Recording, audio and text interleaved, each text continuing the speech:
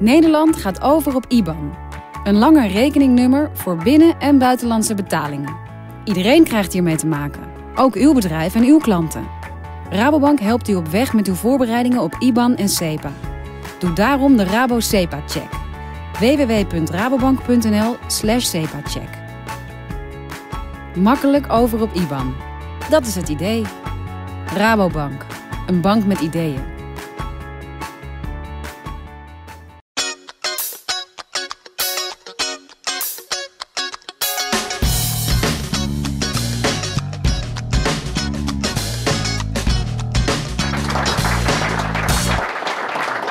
Dames en heren, welkom bij alweer de 9e editie van Venray in Bedrijf aan tafel. En dit is de allereerste editie van het nieuwe jaar, dus namens het hele team van Venray in Bedrijf aan tafel wens ik u natuurlijk ook nog een heel gelukkig nieuw jaar. Ja, vandaag beginnen we iets anders dan anders, omdat we de afgelopen week de Venray's ondernemersprijs hebben gehad. Betekent dat wij ook weer 2 spiksplinternieuwe winnaars hier in Venray hebben rondlopen. 2 bedrijven die er vandoor zijn gegaan met die prijzen. En we hebben hier vanavond van Interlogistics Martijn Herder en van Viveerde Ed Klasses. Geef ze een groot applaus, dames en heren. Ja. Donderdag 3 januari, dat was voor jullie allebei een hele bijzondere dag. En ik stel voor dat wij nu alvast op de overwinning nogmaals proosten, heren, op een fantastisch jaar. Dank je wel. Ja, Gezellig. fantastisch jaar.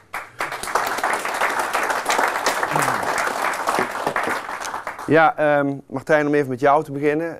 Jullie bedrijf Interlogistics, die ging er vandoor met de hoofdprijs, zullen we maar even voor het gemak zeggen, de Loek Nelissen-prijs. Wat heeft dat met jullie gedaan?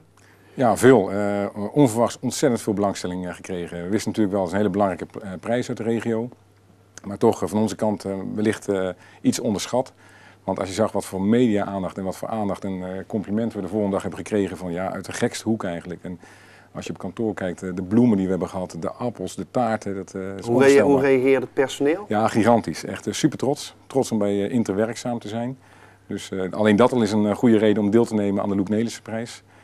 Maar ook de social media, als je kijkt wat daar vandaag de dag gebeurt op Facebook en op LinkedIn. Ja, hoeveel uitnodigingen je krijgt, dat is onvoorstelbaar. Ik heb het een beetje gevolgd, maar klopt het dat jullie je beeld dezelfde avond al kwijt waren? Nou, nee, dat hebben we uitbesteed. Dat zie je verkeerd. Dat is een hele belangrijke prijs. Dus ja, op zo'n avond zelf heb je een feestje. Dus je wil voorkomen dat je natuurlijk die prijs kwijtraakt. En Marcel Baks heeft even de honneurs aangenomen om daarop te passen. Hij heeft er wel een geintje van gemaakt door te suggereren dat hij de prijs gewonnen had en ook op Facebook een mooie foto heeft geplaatst. Ja. Maar ik neem aan dat de prijs nu weer veilig bij jullie... De prijs is helemaal veilig en staat bij ons op kantoor. Nou. Maar er komt zeker nog een ludieke actie terug van onze kant. Goed zo, dankjewel. Hoe is het bij jou gegaan, Ed? Ik weet toevallig dat jullie daags na de overwinning met het hele bedrijf een afterparty hebben georganiseerd. Klopt, ja. Hoe was dat? Ja, super gezellig.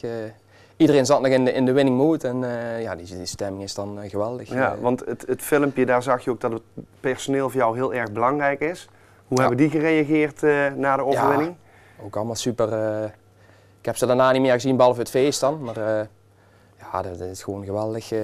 Zeker toen op Pillemaas TV, toen Pillemaas TV erop kwam om 7 uur 's avonds. Toen kwamen wij ook voorbij met ons bedrijf en dat was kei leuk.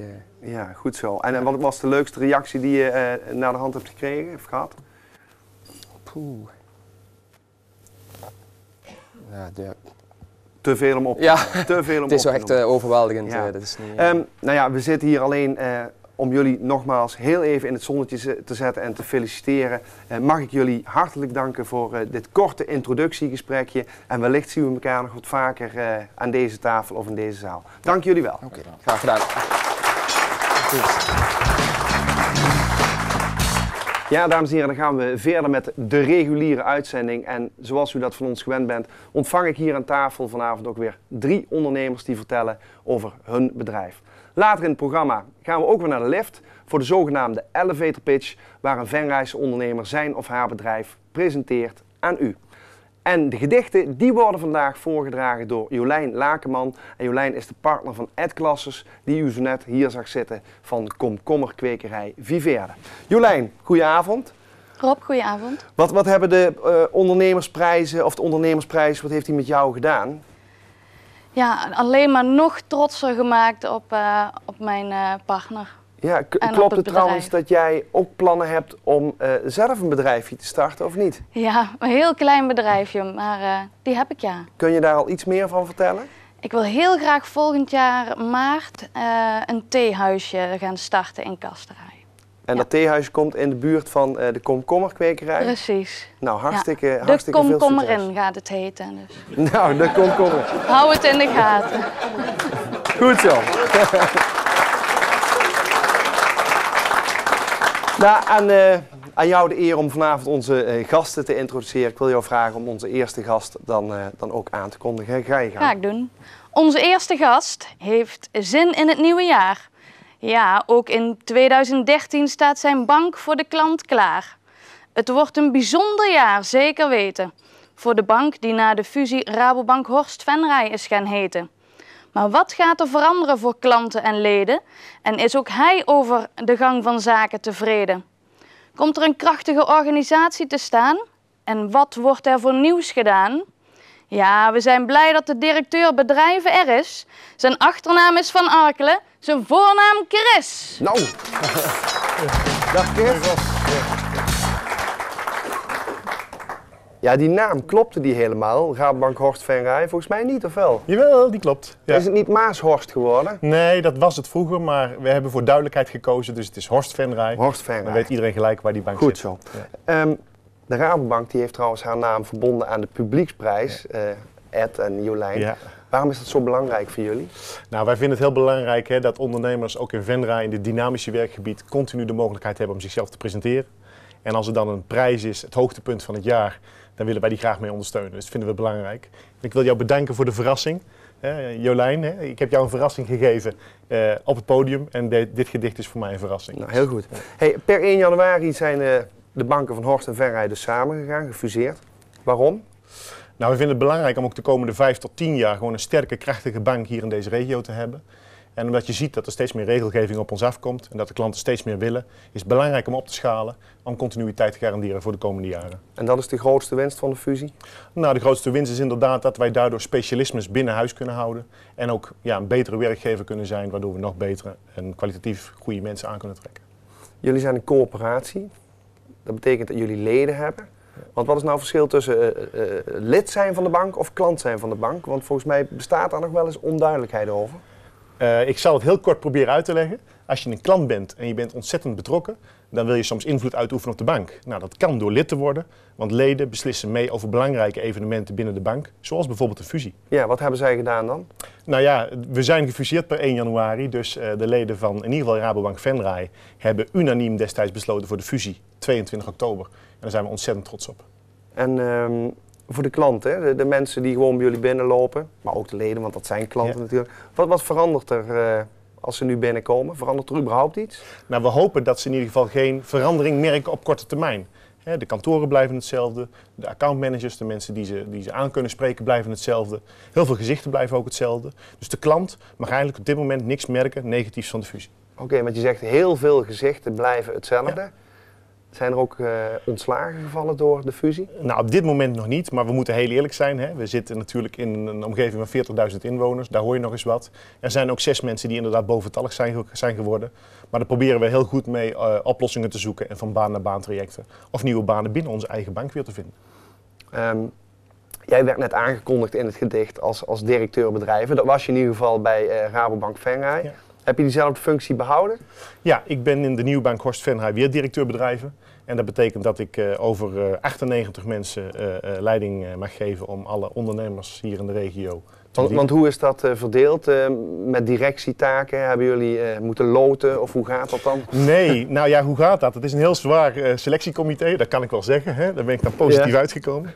Maar nee, een collega van mij, Alice van den Tillaert, directeur bedrijfsmanagement in Venray, gaat ook mee als directeur bedrijfsmanagement. En ik heb 2 andere collega's, die komen uit Maashorst. Dat zijn Ron van Lier, directeur particulieren, en Rob Knoops, de directievoorzitter. Hoe gaat het overigens met de bedrijven in Venray en in Horst nu ook, moet ik er dan meteen achteraan zeggen. Ja. We hebben met die crisis te maken. Is dat moeilijk voor de bedrijven? Merk je er iets van? Ja, dat is moeilijk. Dat is niet alleen moeilijk voor de bedrijven, dat is ook moeilijk voor ons. Moeilijk omdat er emotionele beslissingen bij zitten.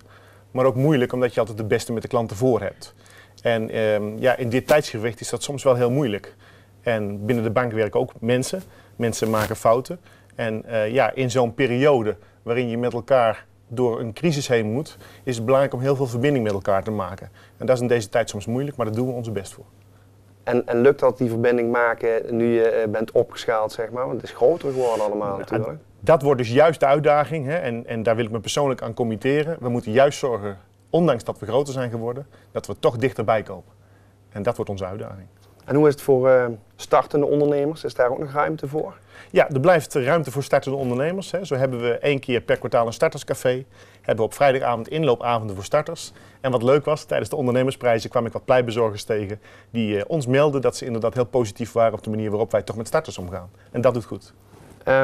Door die schaalvergroting gaat dan trouwens de lokale betrokkenheid die jullie altijd hebben uitgestraald, gaat die niet verloren nu? Ik hoop het niet en mochten jullie dat merken, dan hoop ik dat iedereen mij aanspreekt daarop. Want dat is ook juist onze uitdaging. Ik zal mijn gezicht nog meer laten zien. We gaan met nog meer collega's in de netwerken. Want juist die betrokkenheid, die maakt de Rabo anders. En die zullen we ook moeten handhaven. Heb je voor 2013 ook nog wat concrete voorbeelden of niet? Nou ja, wat we natuurlijk gaan doen is we gaan themagroepen oprichten. Dat is een duur woord voor groepen die samen met de bank klankborden over specifieke onderwerpen. Dat kan zijn over elektrische mobiliteit, maar dat kan ook zijn over de manier waarop we met leden toegevoegde waarde creëren in netwerken. Kortom, ja, we willen weer meer verbinding zoeken met de klant. Goed zo. Nou, ik wens jou heel veel succes met het zoeken van die verbinding en ik dank jou heel hartelijk voor dit gesprek. Dankjewel, Christ. Ja, en dan wil ik Jolijn vragen om onze tweede gast van vanavond aan u te introduceren. Jolijn, ga je gang. Onze tweede gast is iemand die helemaal in de stijl van dit programma past. Hij zit graag en wil graag praten over zijn meubilair in verschillende soorten en maten.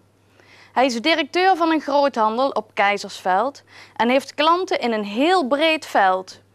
In Duitsland, België en ook Nederland richt hij in het ene na het andere pand.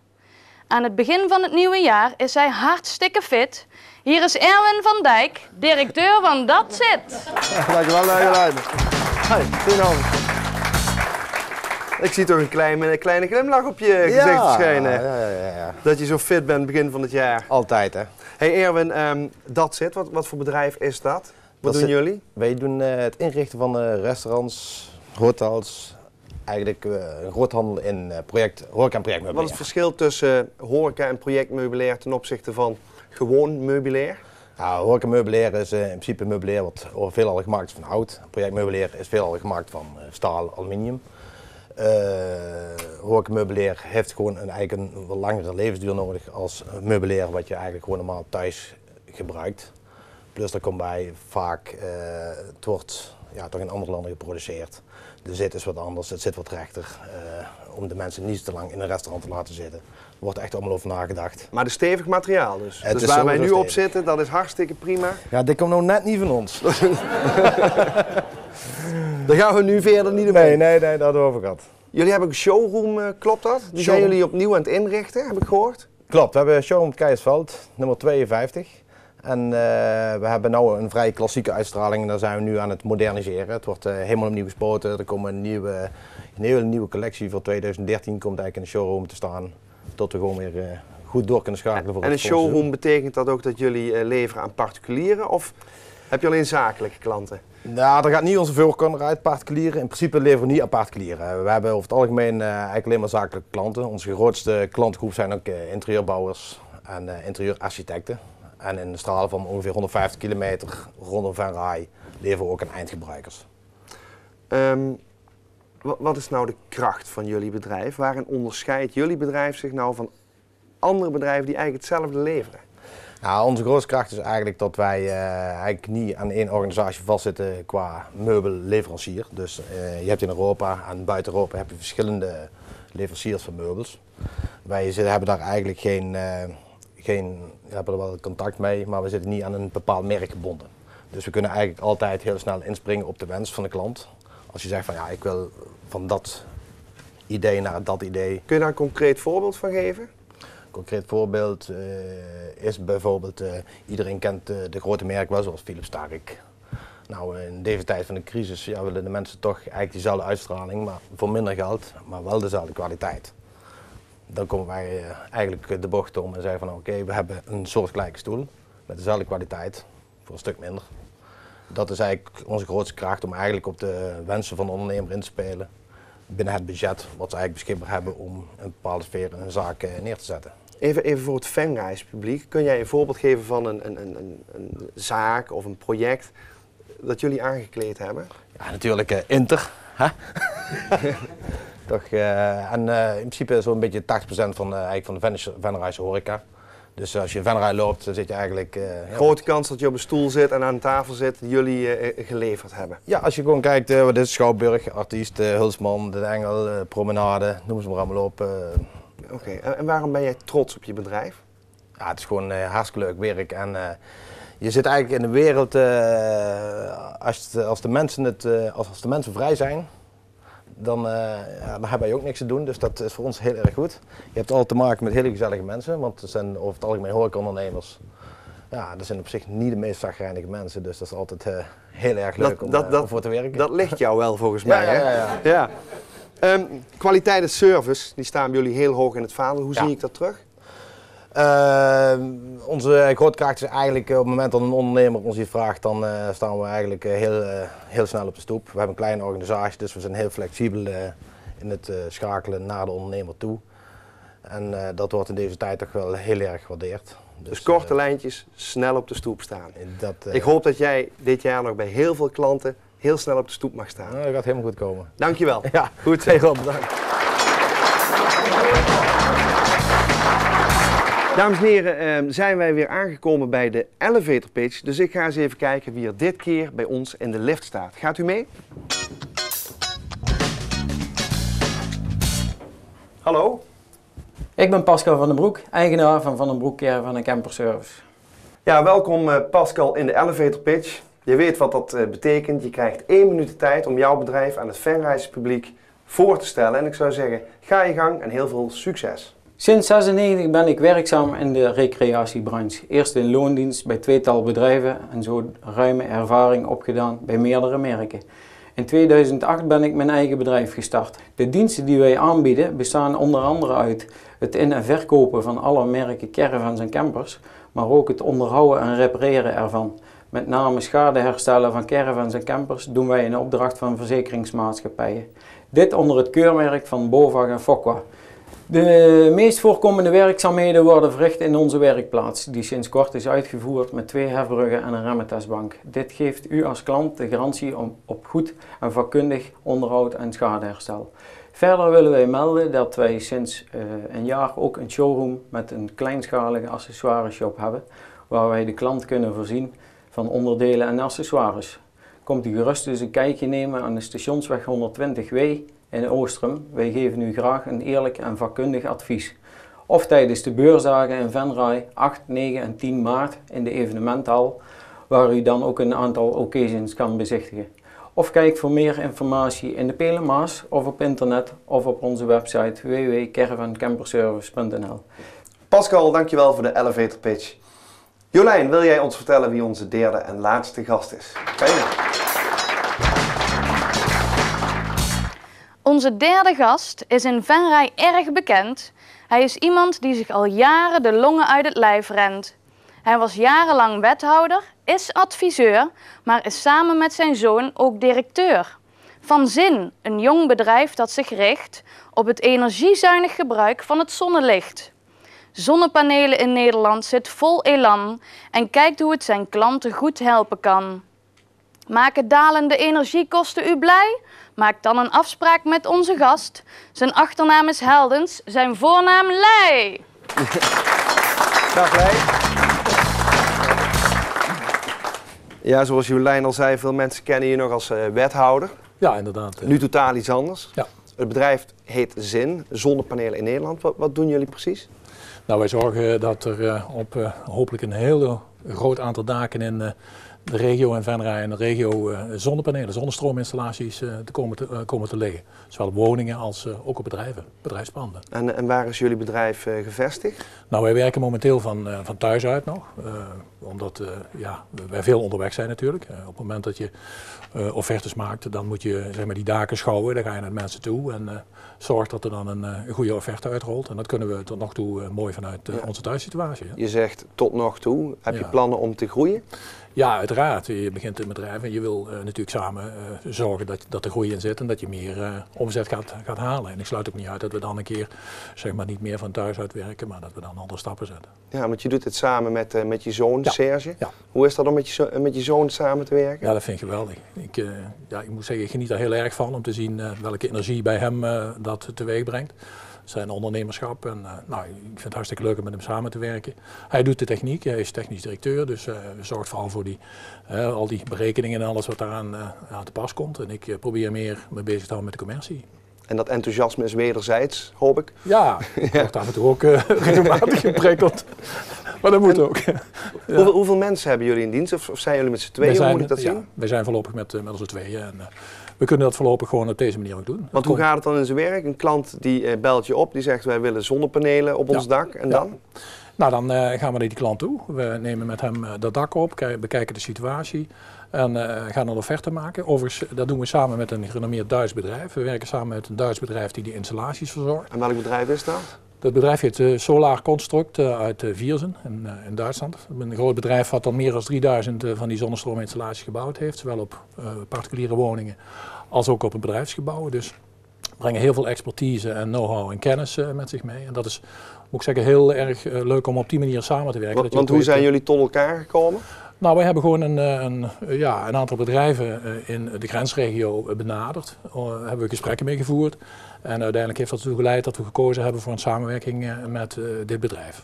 En merken Nederlandse klanten daar nog iets van? Dat je met een Duits bedrijf te maken hebt of helemaal niet?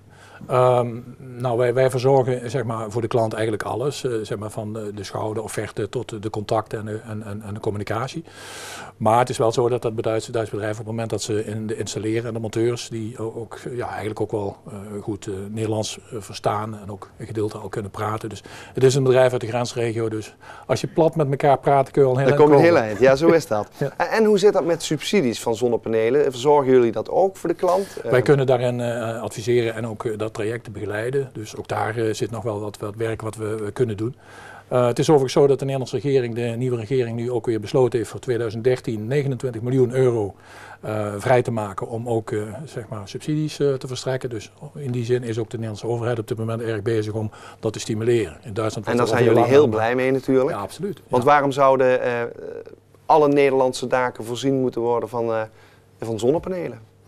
Nou ja, je moet het eigenlijk op de lange termijn kijken. Kijk, duurzame energie is natuurlijk het thema. En waar je naartoe moet denken wij, dat is ook een beetje onze visie, dat je naar een energiezuinige, energie-neutrale woning of bedrijfspand toe zou moeten. En zonnepanelen kan daar, of is één element daarin. Er zijn natuurlijk meerdere zaken die je kunt doen en daar willen we ook best zeg maar, ook naar kijken. Maar zonnepanelen is natuurlijk een belangrijke stap al in de goede richting. Maar uiteindelijk moet het ertoe leiden dat wij, zeg maar, dat er woningen komen die gewoon energie hopelijk op gaan leveren. In ieder geval op zijn minst energie-neutraal kunnen functioneren en niet meer afhankelijk zijn van die grote aanbieders, zal ik maar zeggen. Het bedrijf is nog heel jong. Ja. Waar ben je tot nu toe het meest trots op? Eigenlijk op de samenwerking met mijn zoon. Dat vind ik echt zo super, daar ben ik echt trots op. Als ik zie hoe hij zich daarin ontwikkelt, met welk enthousiasme dat hij dat doet, dat vind ik echt fantastisch. En daarnaast, ik geloof natuurlijk in het product, ik geloof ook in de samenwerking met onze zakelijke partner. Nogmaals, een hoop expertise brengen zij mee, dus in die zin ook wel, sta ik ook wel 100% achter het product. Stel, je mag dromen. Waar staat jouw bedrijf over een jaar of 2? Dan hoop ik dat wij een zodanige naamsbekendheid op hebben kunnen bouwen hier in de regio. Dat mensen ons weten te vinden. En in ieder geval dat we daardoor zeg maar, ook de kans krijgen om te kunnen offreren. Om een goed alternatief te kunnen zijn voor alle aanbieders die zo langzaam zeker nu ook hier zeg maar, verschijnen. Ja, en ik hoop dat we dan ook een groei door hebben gemaakt. Dat we in ieder geval die stap van dat thuiswerken ook richting een bedrijfsplan? Ja. Moet ik dan ook aan een showroom denken, webshop of hoe werkt dat in jullie branche? Kijk, het is denk ik zinvol, nu is dat natuurlijk nog, doen we dat samen met het thuisbedrijf. Maar het is natuurlijk leuk om, zeg maar, ter plekke, om dan ook wat dingen te kunnen showen en te kunnen laten zien. Dus ja, dat moet er dan natuurlijk wel in zitten. Nou, wij zullen over 2 jaar kijken of jullie bedrijf dat gelukt is. Heel veel succes daarmee. Mag ik jou danken voor dit gesprek. Dankjewel.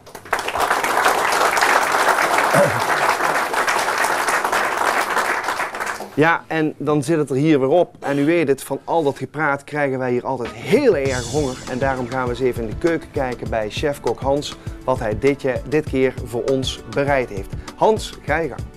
Nou Rob, gedacht natuurlijk dat ik thuis op de bank zat, maar ik ben lekker in de keuken bezig om een mooi gerechtje voor jullie te maken.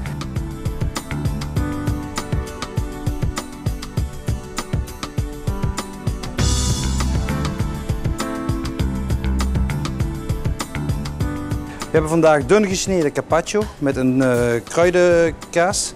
Daarop bovenop een tartaar van zalm met een kruidensla. Daarbij een crème van doperwtjes met dille, gerookte zalm. En we maken het af met een schuimpje van paprika. Ik wens jullie een smakelijk eten. Ja, dames en heren, bedankt voor het kijken naar deze aflevering van Venray in Bedrijf aan tafel. Wilt u ook een keer te gast zijn aan deze tafel? Neemt u dan contact op met de redactie van PLA Maas TV. Nogmaals bedankt voor het kijken en tot de volgende keer. Tot ziens.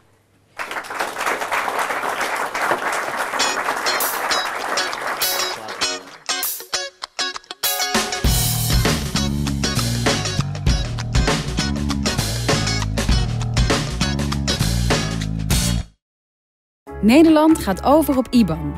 Een langer rekeningnummer voor binnen- en buitenlandse betalingen. Iedereen krijgt hiermee te maken, ook uw bedrijf en uw klanten. Rabobank helpt u op weg met uw voorbereidingen op IBAN en SEPA. Doe daarom de Rabo SEPA-check. www.rabobank.nl/SEPA-check. Makkelijk over op IBAN. Dat is het idee. Rabobank, een bank met ideeën.